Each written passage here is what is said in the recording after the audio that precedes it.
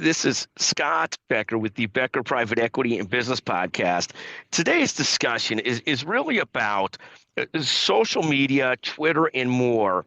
And is this, for all practical purposes, today's video games? So if you're a parent, you probably spent some part of the last 10, 20 years lamenting to your children about how much time they spend with video games. Like one of our kids spent a disproportionate amount of time on video games, and we always viewed that sort of as oh my goodness, he spent so much time on video games. And I wonder if today, like I'm a Twitter addict, a Twitter fanatic. I find it great fun.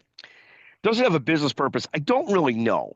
But what they've done with Twitter, they've so gamified it, so you could constantly look at your stats as to how many impressions you have, how many likes you have.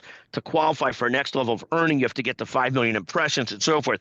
And it dawns on me, it's become addictive to me, like some of the video games were to me as a youth, and certainly like some of them were as kids. And I guess I'm not the first person to talk about that, but have the social media platforms become today's video games? I think it's a real issue, and I think it probably is. I could spend literally thousands of hours dumping time into Twitter X, which I'm not really sure I have a business purpose in, or if it's just today's video game, an addictive video game.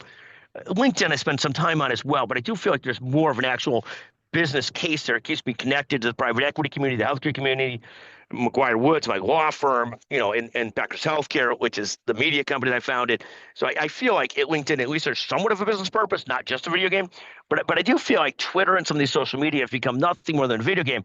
I'm curious to hear people's thoughts on this. 773-766-5322, or always email me at sbecker@beckerstrategygroup.com. What are your thoughts on, has Twitter become a video game? I guess that's the core question. We'll call the title that. Chanel, has Twitter become a video game? Thank you so much for listening. I love it, but I do feel like I'm addicted to it, like the kids were addicted to video games, and I might have been as a kid. Thank you for listening to the Becker Private Equity and Business Podcast.